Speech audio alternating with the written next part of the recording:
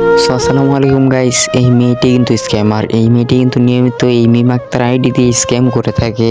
আপনারা হয়তো ভাবছেন যে এটা যে শিওর মেয়ে, সেটা আমি কিভাবে বুঝতে পারছি? একজন ছেলেও তো ফেক আইডি খুলে স্ক্যাম করতে পারে।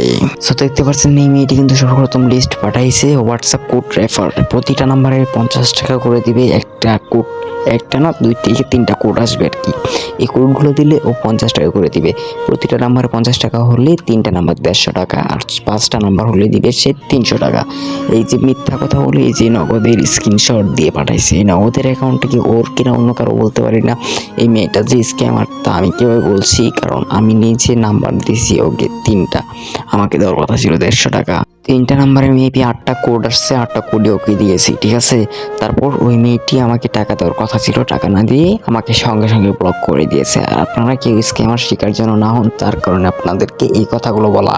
এটা যে শিওর মেয়ে সেটা আমি কিভাবে বলতেছি, আমাকে ভয়েস পাঠাইছে, শুনুন। ভাই, আপনার নাম্বার দিতে হবে এবং ওই নাম্বারে কোড যাবে, কোড দিতে হবে। প্রতি নাম্বারে 50 টাকা করে পাবেন। 5টা নাম্বার দিলে 300 টাকা পাবেন। 5টা নাম্বার দিলে পেমেন্ট।